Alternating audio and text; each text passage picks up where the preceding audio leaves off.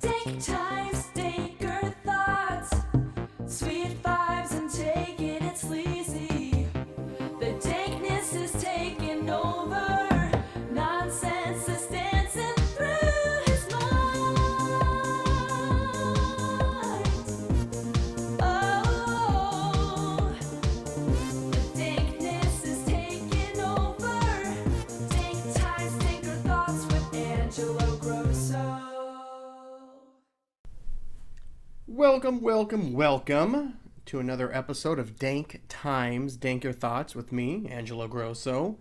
And I hope everyone is surviving the social media apocalypse that's going on today.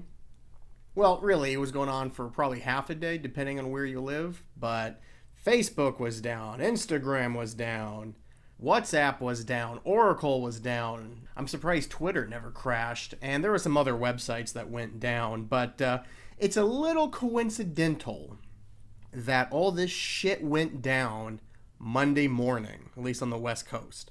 Because on Sunday, 60 Minutes ran an interview with a Facebook whistleblower, and I forget his name, forgive me, where he basically said the quiet part loud and said, oh yeah, Facebook knows what it's doing. Facebook knows it's a good capitalistic money-making tool to divide people because their traffic goes up, which means they get more ad money, which means they get more people on their sites at all times, which means they're getting advertised too.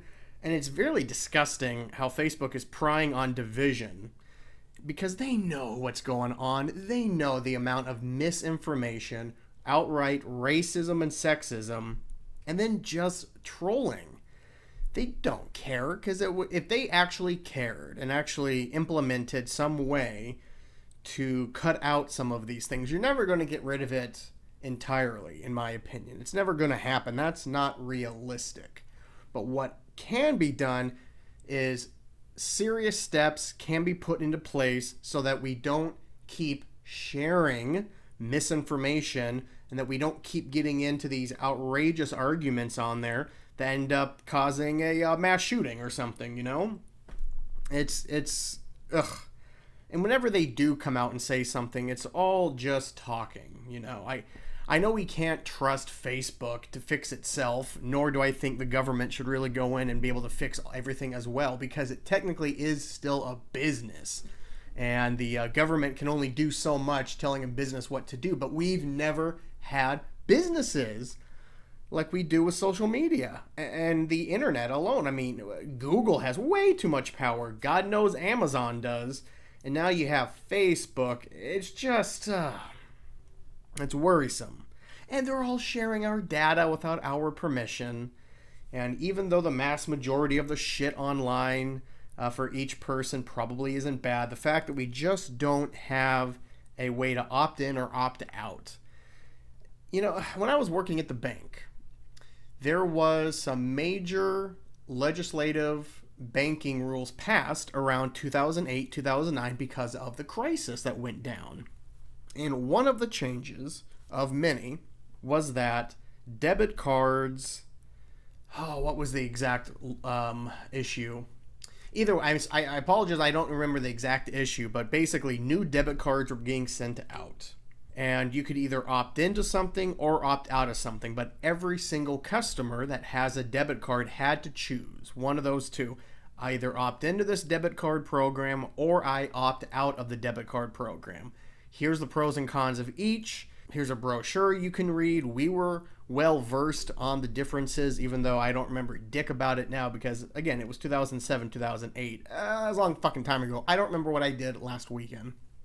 And we set a pretty good deadline. I think we gave ourselves a couple months because we understand the American public is fucking lazy and stupid. So we said, okay, let's give our customers 6 months to figure all this shit out. And wouldn't you believe, after the 6 months, we thought we got everybody. The amount of fucking idiots that were coming in after the 6-month deadline and just losing their shit. But we were legally safe because we alerted everybody for months. And so I think that the same thing could be done for social media. And with the government saying, hey, you're going to share your consumers' data, at least let them know so they can opt in or opt out. Another idea, pay the people when you use their information to make profit for the company. If Facebook wants to share Angelo Grosso information so that Angelo Grosso gets advertised better products, and then dumbfuck Angelo Grosso may actually click on one of those links and buy some stupid bullshit, they should pay me for that opportunity.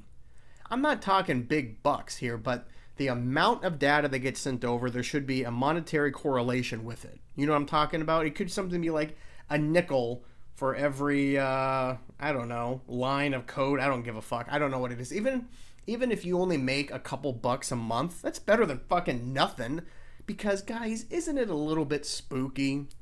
You can be in a pitch black basement and there's nothing around you but dark, dank cement walls, and you're talking to a buddy, no cell phones in sight, and you're talking about, someone was talking to me about the benefits of having a bidet and switching out my toilet so I get a more eco-friendly bidet. It saves money on toilet paper, it's better for the environment, I don't have to use those wet wipes when I have a icky mess, because sometimes when I poop, it's like a Jackson Pollock painting, just, and I don't even know how it's possible, but you sometimes get shit all over the bowl, which makes sense, but then you get it on the underside of both the seat of the rim and then the actual seat itself. So somehow your asshole must have been half in the toilet, half out, and it just shot out there like a shit-smeared firework. But anyway, all these things were said in a basement door that was locked, and there's no Wi-Fi down there, there's no smart devices down there, there's nothing. And yet a couple hours later, one of those two jabronis that were talking in the basement will go on their computer, and what's going to be advertised to them like crazy? Bidets. How did they hear it? Where are they? Why is everybody listening? And why am I not getting paid for this bullshit? Because, hey, if I buy a fucking bidet based on recommendations, they should pay me because I'm the one that gave them the recommendation to give to me that I ended up buying. Ooh. I feel like there's cuckoo for Cocoa Puffs up in this bitch.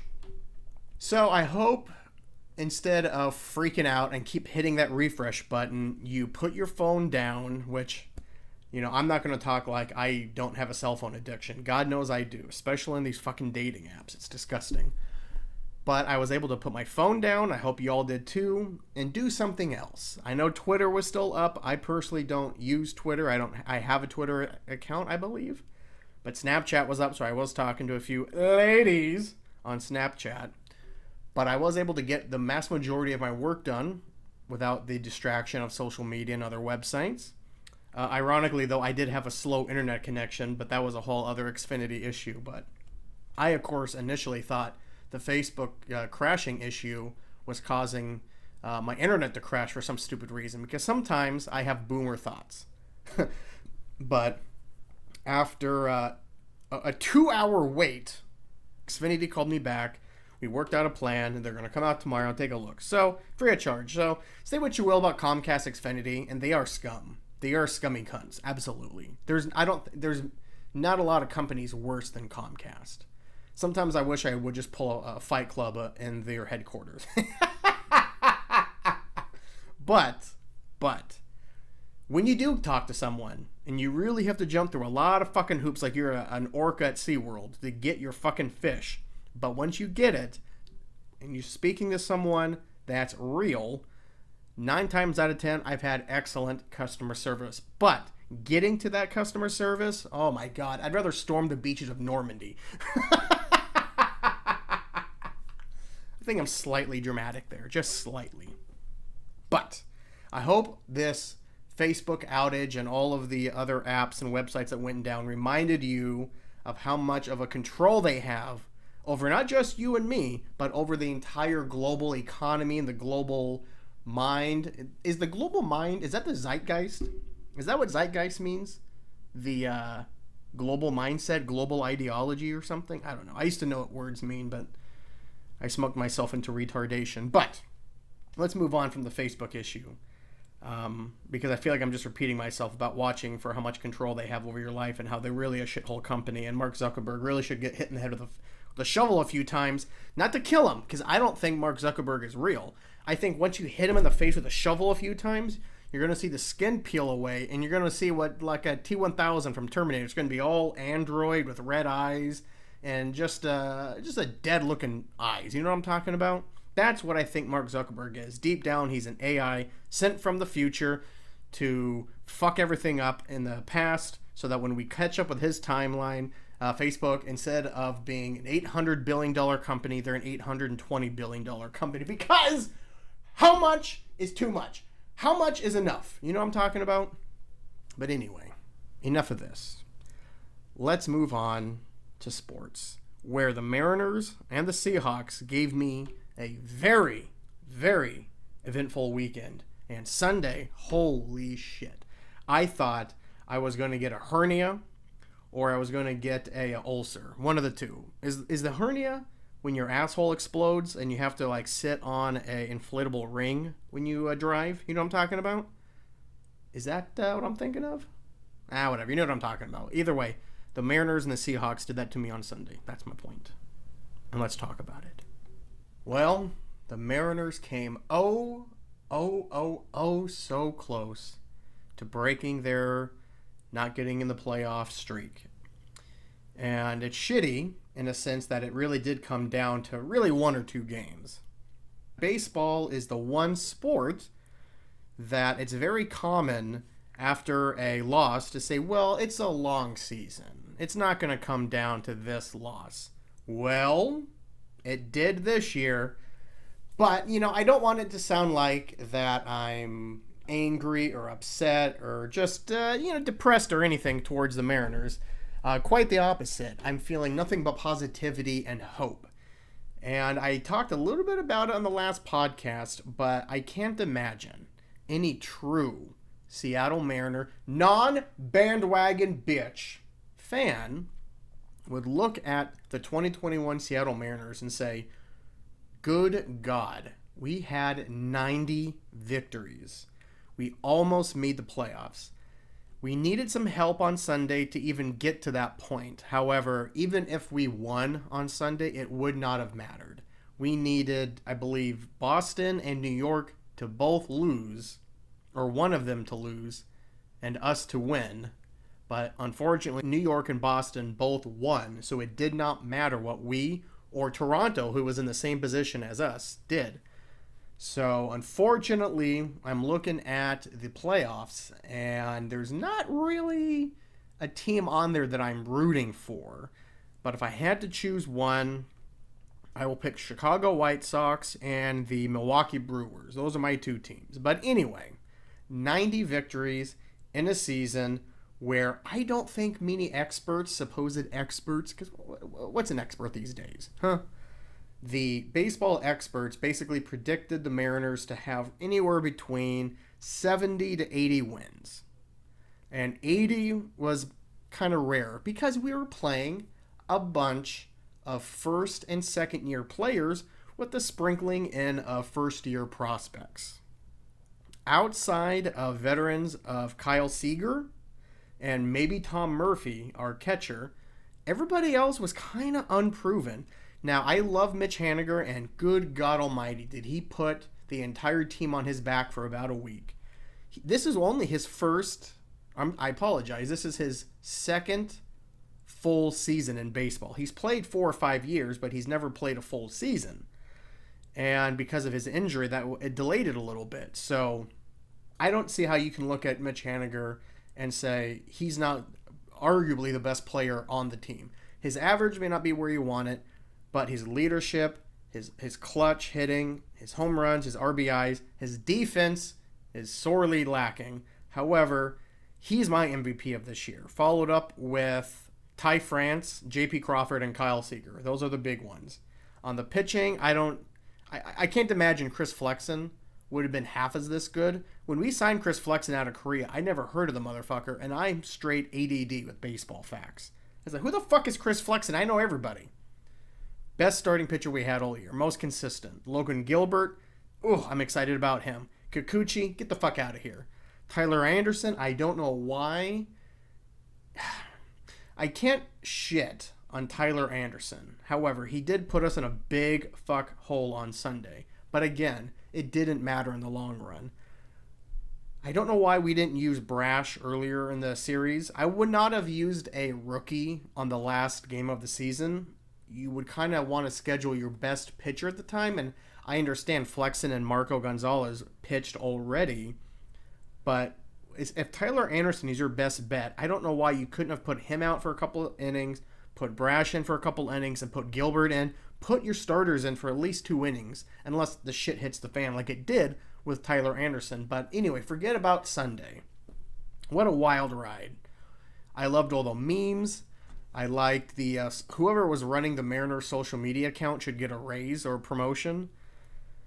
And again, if you are a true Seattle Mariner fan, watching Kyle Seager get a standing ovation, and when the team gave him third base to walk off with, if you did not cry, not only are you not a baseball fan, but you're not a sports fan, and you're probably not a human. You're more in the build of an Elon Musk, Mark Zuckerberg, Jeff Bezos build, where you're more algorithm than man.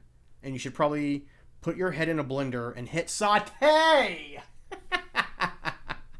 I don't know if blenders have a saute option. But here's what I hope the 2022 Mariners do. We have plenty of holes to address. We have so much money available. I think besides a handful of players, we don't have anyone making over $8 million. We're probably going to lose Kyle Seager because he's not worth $20 million to me this point in his career. He's worth $15 million. And I know you're squabbling over $5 million. Who gives a fuck? But I don't think anyone's going to offer him more than 15. I still would love to have him on the team. He still is a above average defender at third base.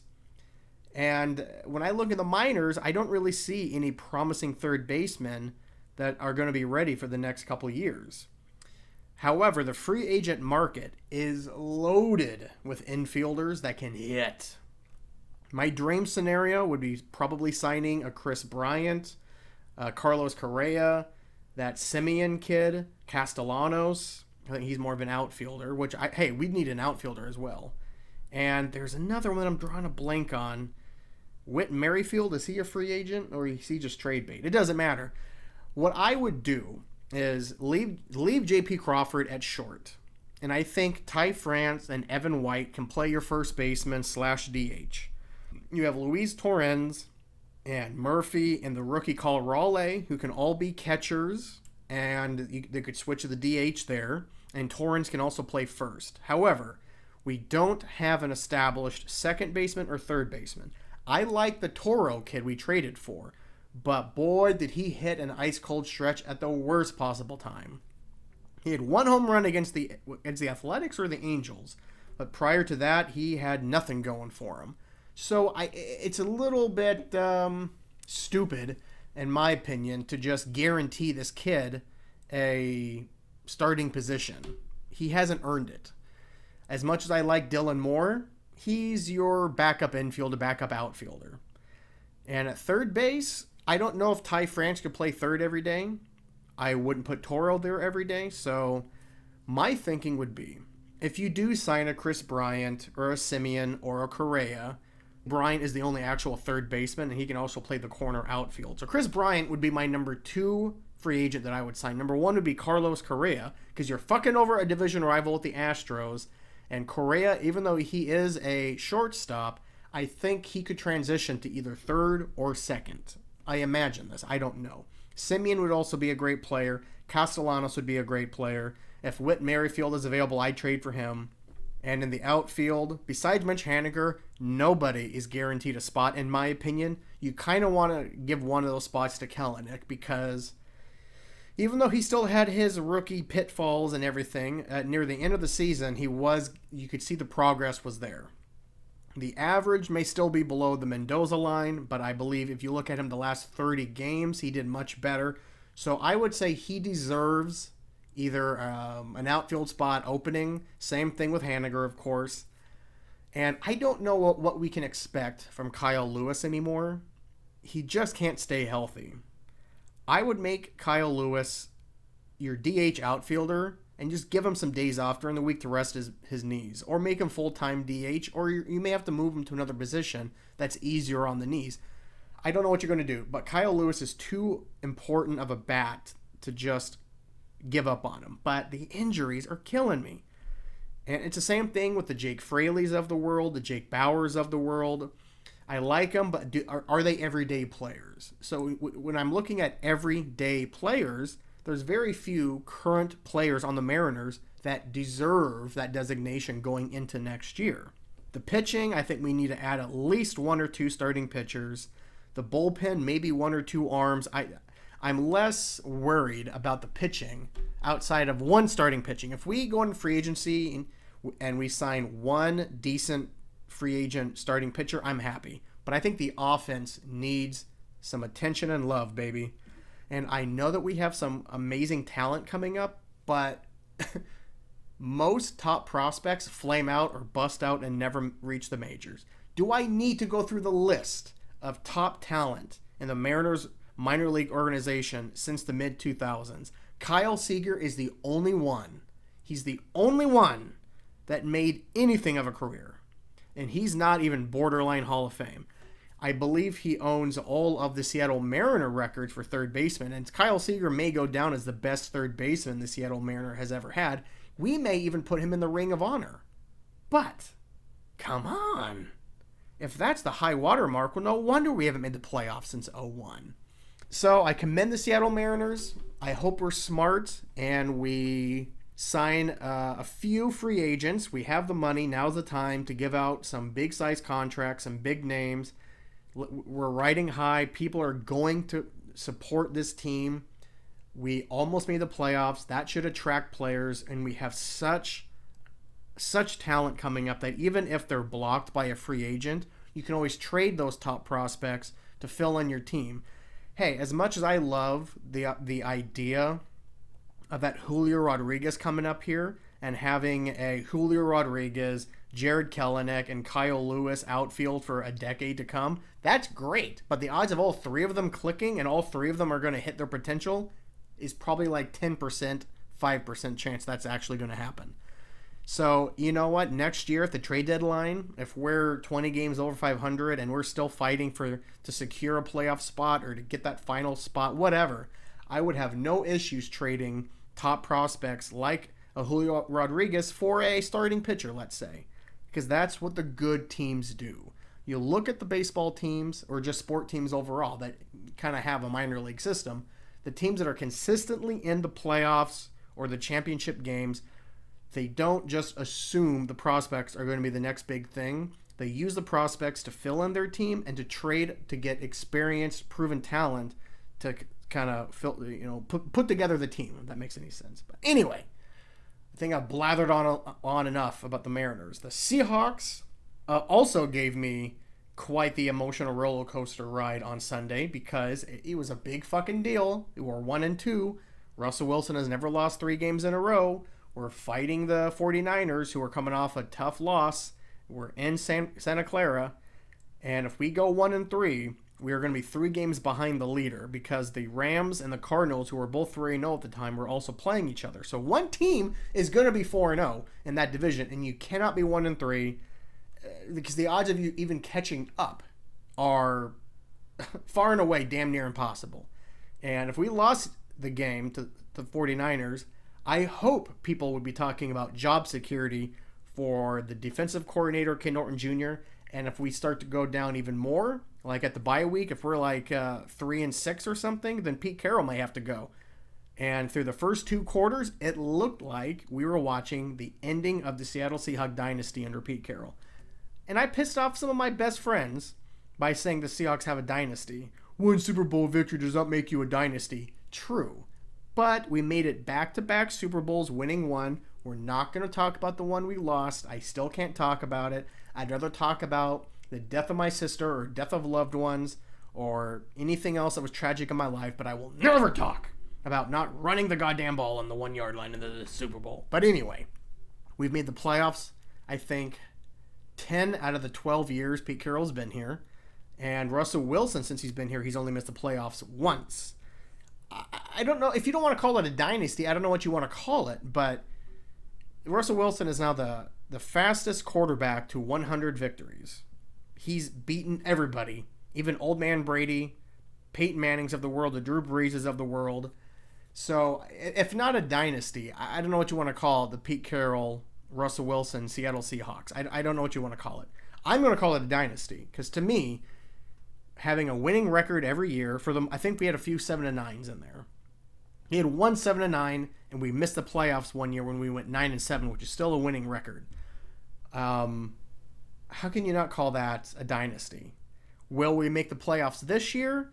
Well, by the way we played for the first 3 games, no. And the way that we played the first half against the 49ers, it was the worst I've seen a Pete Carroll, Russell Wilson team play in a long time. It was that first half. But our defense kept up. I don't know if our defense was just that good or the San Francisco offense that bad. We caught a lot of breaks. Their kicker was out. And Garoppolo apparently hurt his calf and could barely step on his leg, which is how we got the rookie Trey Lance in. And besides that one breakdown in coverage by Jamal Adams and Sidney Jones, we held the rookie to really nothing. And he had that one good drive at the end, but the game was already ours. So even though the box score says 28-21, anyone who actually watched the game can say, well, the Seahawks actually quite dominated the 49ers starting at the end of the second quarter. But we're 2-2. And the Rams surprisingly lost to the Cardinals. I was going to put money on the Rams. I'm glad I didn't. So the Arizona Cardinals are 4-0. St. Louis Rams are 3-1. And us and the Niners are 2-2. So we're still in it. And even though Russell Wilson, I don't think even had 150 yards passing. He had 2 passing touchdowns and that crazy rushing touchdown. So you know what? I got to give it to the Seahawks. We're on a short rest this week. I believe Thursday we play the Rams at Lumen Field. I'm never going to get used to saying that fucking name. And if we beat the Rams and we're 3-2, hey, color me happy because it did not look like we were going to be this a couple of weeks ago. So, Seattle Mariners, I love you, and you better listen to me. And I swear to Christ, Seattle Mariners, if you trade Mitch Haniger in the offseason, I will burn that mother to the ground. But yeah, let's move on to some other fun topics like religion. I honestly don't know how I get wrangled in constantly with friends, family, or strangers, although not so much lately with strangers, talking over the topic of religion. Now, when it comes to dating life, I could give 2 fucks what the girl's religion is. I really could give a fuck. I don't care. What I do care about is how religious the lady is. I've had some great relationships get to a point where the religion was really fucking things up, and we had to call it quits because of religion. More religious differences than anything. Because I am agnostic. I don't care if the woman I'm with, pick a religion. I don't give a fuck. If she wants to go to church or a mosque or a synagogue once or twice a week, I don't care. If it makes her happy, I'm happy. But it's when it becomes the focal point of someone's life. That's where I have to draw the line because it's not for me. And I don't think it's fair for me to have to deal with that, and it's not fair to them to deal with me. And I can't imagine raising a family that won't be an issue. So I thought, well, I have a podcast, and sometimes I get upwards of 20 listens. So I think I could just kind of summarize my feelings about religion and why I feel the way I feel. Now, I did take some theology classes at Green River. So some of my information is outdated and, let's be quite honest, a little bit hazy. But I also was raised my entire childhood and most of my young adult years in the church. And even though I went to a public high school, I was still heavily involved in teenage church programs. And, that God shit really fucked me up until I was probably 25, 26, and my brain fully developed. So, I don't think it's a stretch to say that religion, or just people having, beyond their own personal spiritual beliefs, the idea of, you know what, I want everyone around me to be Christian, I only trust Muslims, I only will marry a Jew because I'm Jewish, that kind of shit is going by the wayside. The younger the people get, and the more we progress as a society. That's not to say that religion has no place in society, but it shouldn't be running society. We should not be making laws based on religion. We can be basing laws on religious freedoms up to a point, but when you start having these mega churches having their own police unit, they're giving away AR-15s in some of these churches, they're speaking in tongues and throwing poisonous snakes at people, and they're preaching division and hate and racism. And anytime politics and church come together, you got to blow that church up and start from scratch. It's just not good, and it's holding back progress in a lot of areas, not just in this country, but in the world, in my opinion. And pay taxes, you mega church bitches. So to me, religion made sense when the world around you was shittier. Because let's face facts, only 100 years ago, people didn't last that long. There was a reason your grandparents or your great-grandparents had like 10 to 15 kids, because the majority of them wouldn't make it past 4. So you have to be able to live with yourself knowing that you're living in a farm in the middle of the Dust Bowl, and everyone in the house is coughing and bleeding out your eyes and getting dysentery, and we're starting another war. It makes sense to say, well, I don't feel so bad about this 3-year-old I have dying, because I'm going to be reunited with my 3-year-old in the afterlife. That makes sense to me when life is so shitty and children are dying, or children are getting fucked, or children are getting traded like their property, like they used to do back in the olden days. I'll give you my son to this tribe, and they can marry your tribal daughter, and that way we have an alliance. That makes sense when you want to have religion like that, because children or people start to become property. That's why do you think slavery took off without a problem? You know what I'm talking about? Religion. Oh, anyone that looks different than me or believes anything different than me, we can make them slaves. They're not really people. All that bullshit and awfulness. And, life was a struggle for everybody, even the rich and wealthy back then, although not as much. So it makes sense in a world where the average lifespan, you're not living past 40, and you have 13 kids and 10 of them die, and the other 3, if they're not boys, you marry off the girls so that you can strengthen your home or whatever. It makes sense to say, I will do all of these things, and I will probably lose a lot of my family doing this, but I will be reunited in the afterlife. Religion is good like that. It keeps you going. It's the light at the end of the tunnel.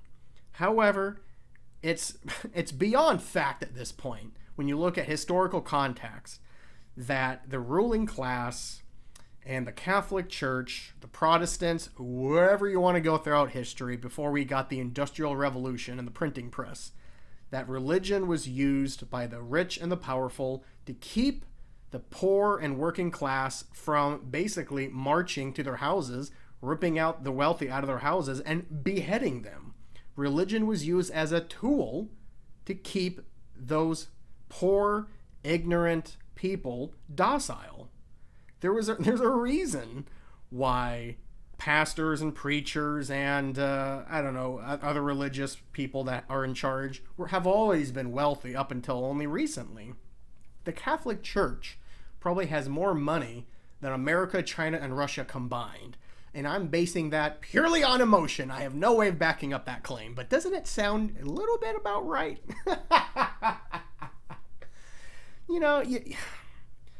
When you're outnumbered by the peasants, King Henry VIII, how many people could he really count on? Maybe a dozen?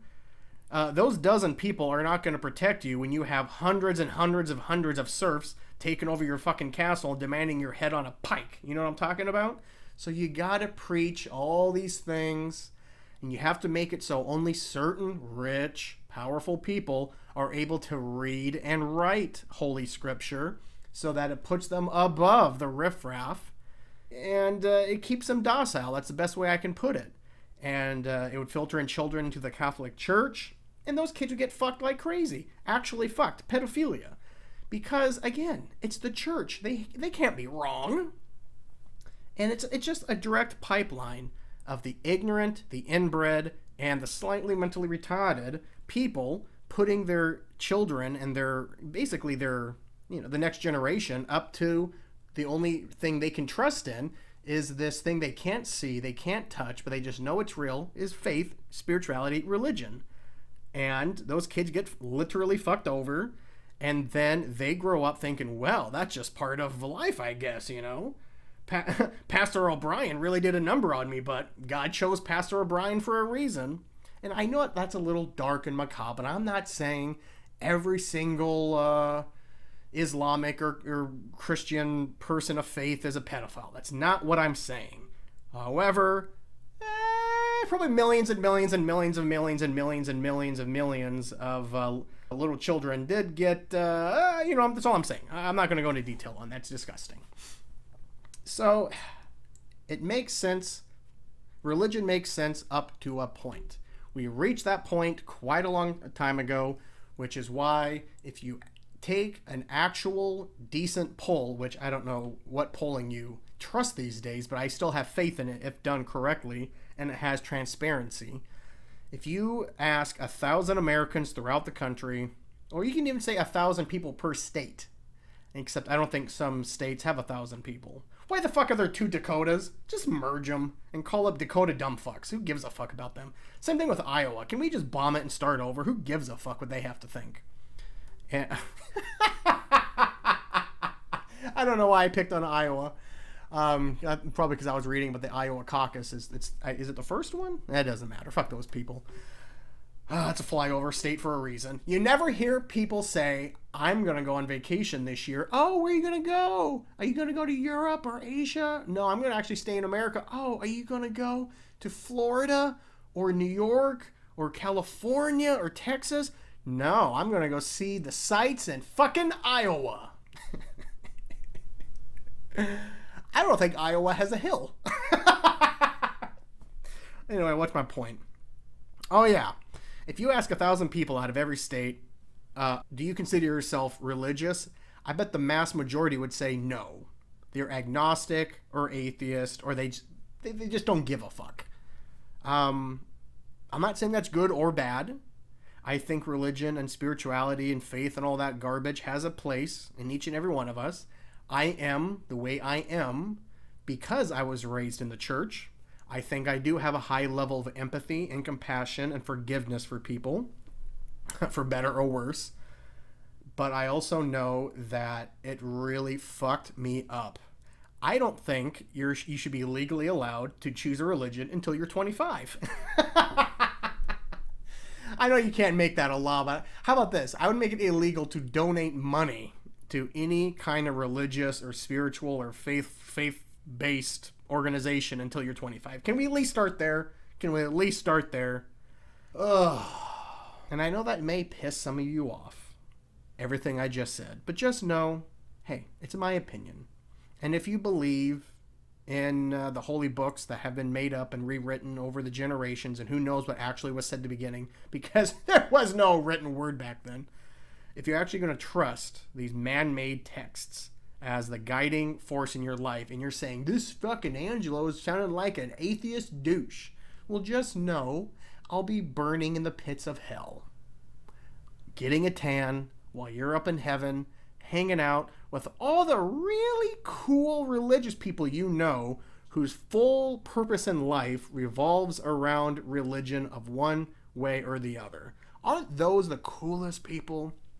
You know, those Mormons or Jehovah's Witnesses that come to your door, those are the people you want to hang out with for eternity? Or do you want to hang out with people like me?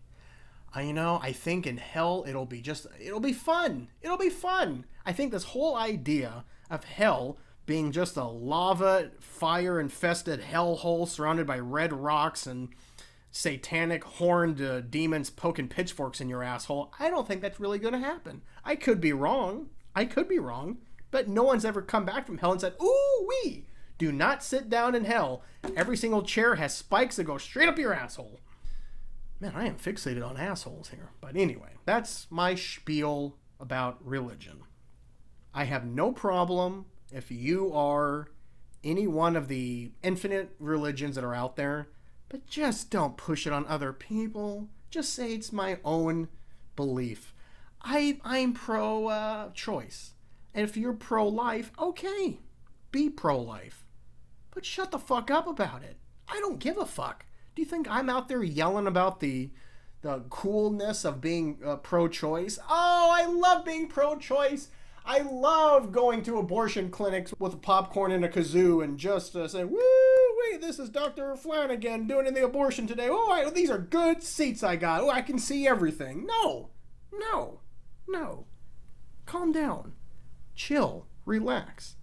Your opinion means as much as mine. Meaning fucking zero. Who gives a fuck? We're all gonna die anyway. Is this what you want to do with your time on this planet? This is the hill you want to die on? Is religion? And last thing I'll say. This nation is supposedly a Christian nation.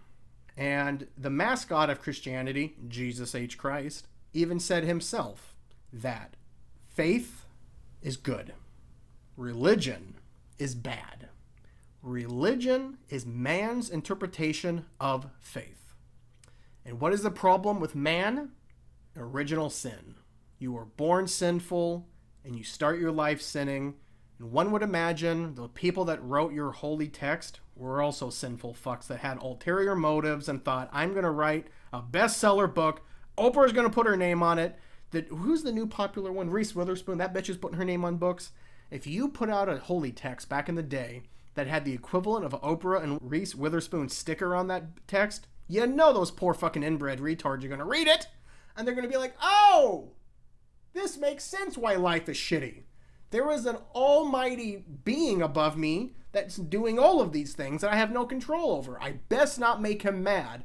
I've lost 7 children this year. Maybe if I start praying, my last remaining one will survive until 5. Oh boy. All right, I'm getting off my soapbox. Let's talk about movies. Or one movie in particular. So my father, his girlfriend, and we watched the Many Saints of Newark movie together on Sunday evening. And this is, of course, for those of you that don't know, the Many Saints of Newark is the prequel to the Sopranos story. I think the full title is The Many Saints of Newark, A Sopranos Story. And it wasn't that good of a movie overall. However, if you are a Sopranos fan, which all 3 of us were, it was a nice little story. It wasn't what I expected out of a 2-hour movie. I kind of thought it was going to be a mob movie, but also a family drama, basically about Tony Soprano's family and how Tony Soprano became, head honcho. Because all I heard of the movie was that, of course, James Gandolfini's son was playing a younger version of James Gandolfini, which the kid did all right. But the trailer was full of shit. The actual star of the fucking movie was Alessandro Nivola, playing Dickie Moltisanti, Christopher's father, for those of you that watched the show, the series. And he was good in it, don't get me wrong. He was excellent, actually. I don't know if it was Oscar-worthy, but he was really good in it. Leslie Odom was good in it. John Bernthal, even though he was barely in it, he was just okay. Vera Farmiga was excellent in it when she was in it. Corey Stoll was amazing as Junior Soprano. And, of course, Ray Liotta played 2 parts. But, Murgatti, the hottest actress I have seen since... what's her name from Blade Runner 2049? And she's the new James Bond girl in the new movie. Oh, you know who I'm talking about if you've seen those 2 movies. She is so fine, whatever her name is. But there is an Italian actress in the Many Saints of Newark called Michele De Ro. It's very hard for me not to say her name in a Guido accent. Michele De Rossi is her name. Oh, Michele De Rossi, you make my meatballs a sizzle like they don't know Mama's frying pan. I would like to take my cannelloni and put it in your wet tiramisu. And I want that to go a-boom, a-boom, a-boom until I shoot my Italian cream all over your gazzi. She was so smoking hot that I looked and my father was like, damn, she's fine. And Elaine was like, she is beautiful. And I looked her up. I have never seen her in anything. She looks like a classic golden film era actress from Italy. Michele De Rossi is so fine. You see her titties in the movie, and she's actually a decent actress. I know you're like, Angelo, what kind of chauvinistic pig are you? You're talking about her titties and not her acting. Both are good. Don't get me wrong. Oh God, just thinking about her. Ugh. Oh, Michele De Rossi. Oh, please, Mamma Mia, what can I do? I want to go on a date with you. Even if you tell me no, can I at least smell your chair?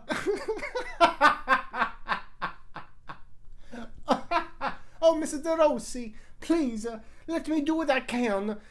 Can I just hold your hand, and with my free hand, I put it in my pants and play with my goggle-mool? Oh, Michele De Rossi, don't go near the Cuomos. Angelo Cuomo would be, I want to give you a massage. I'm going to take my cock out of my pants first. Don't worry about it. I'm Italian. I'm not being pervert. I'm not a pervert. I'm just Italian. Oh, she is a smoke show. And for those of you that think, well, first off, Angelo, tell me more about her. There's not much to say. I looked her up. There's not much of a bio on her. And she's mostly an Italian actress. She's either 26 or 28. I'm not entirely sure. But back to the movie. It's not what I expected. It's not what any of us expected. It jumped around a lot. It was more like... It was almost like it was a 2-hour movie, and there was a bunch of vignettes in the film. So you would have a scene of 10 minutes, and then it would switch to another scene for 10 minutes. And they weren't always connected. It was a very, what's the word? It didn't follow a normal trajectory in a film. Like, scene A and scene B did not necessarily make scene C happen, if that makes any sense. It's kind of just, a door opening into the lives of these fictional characters where some of them are related to the characters we know and love from the TV show. So I'll put it like this. If you were a fan of The Sopranos, you may like the movie. If you are a fan of The Sopranos in the sense that you think it's the best show, if not one of the best shows ever made, I think you will enjoy The Many Saints of Newark. I did. But I'm not blinded by my respect for the show and for David Chase. The movie is not good. Strip away the history of the show and the characters, it's a 2 out of 5 movie at best. And I don't know if they're going to make a sequel. I don't know why they would.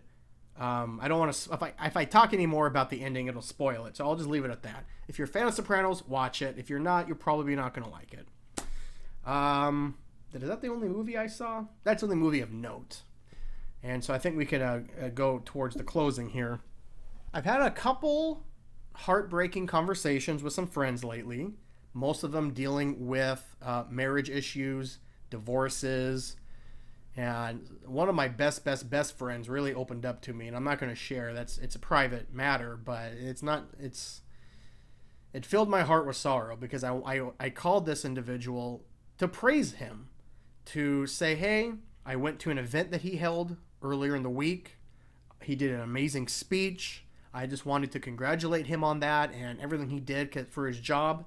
And instead, we're talking about kids and family and marriage and not really knowing what the fuck to do and really sad. And, I met up with one of my other friends over the weekend, and she's going through a divorce right now, and I downloaded a new dating app, OkCupid, which so far is not a shit show like some of the other ones.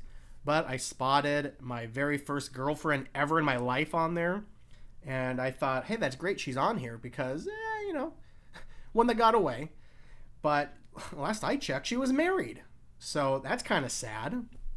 And so it's just, I wish I could do more besides just listen to them. Because I think that's what most people that are going through a hardship or a hard time need, is to just have a good friend, just shut the fuck up and listen to them. And when I give advice, I always try to preface it like, hey, my advice on this matter may not be worth shit because to my knowledge, I don't have any kids, I've never been married, I've never been engaged, and I've never really ever had to live with a woman more than a couple months. So I don't know how good or realistic or grounded my opinions are. And so I think as long as I preface that to my friends and then I say what I have to say, I think that's the best I can do.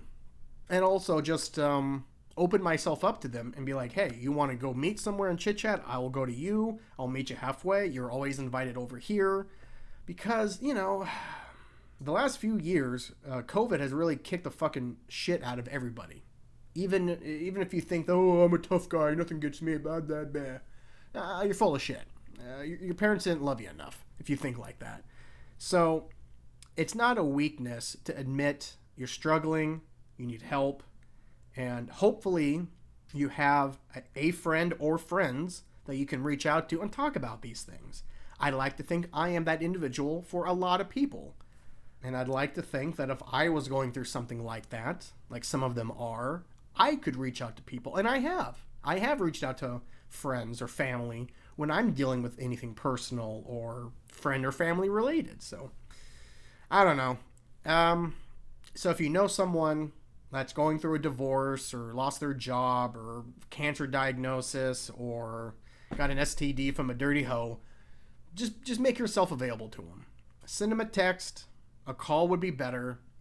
I wouldn't do a video chat unless that's common for you guys. A video chat is pretty presumptuous.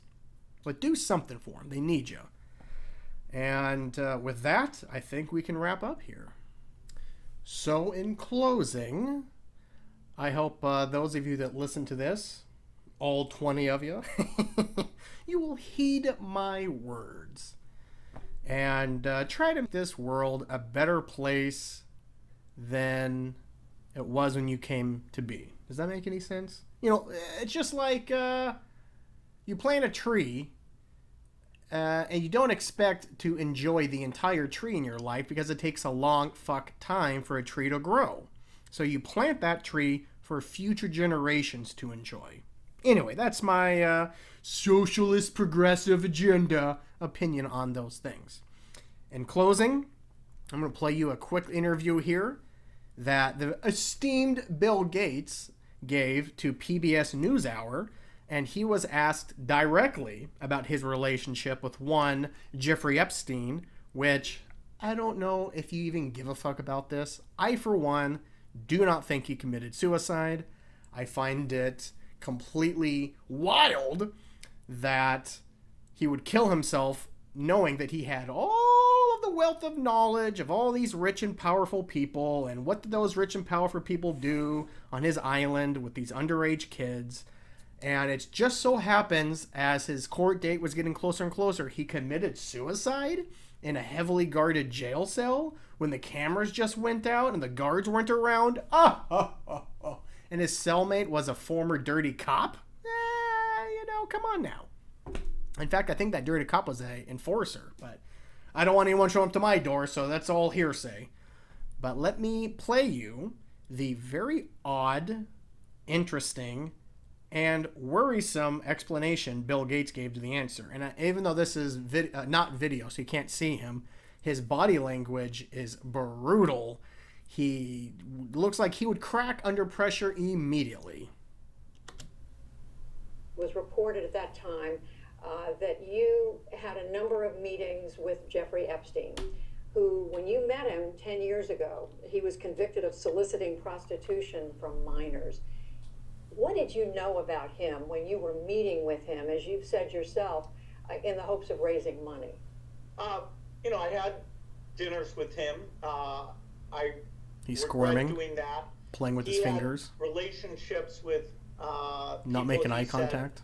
Would give to global health, which is a interest I have. He's not squirming nearly real enough badly. philanthropy goes in that direction. Those meetings were a mistake. They didn't what he purported, and I cut them off. That goes back a long time ago now. There's nothing new on that. It was reported that you continue to meet with him over several years, and that, in other words, he a doesn't number like of that meetings. question.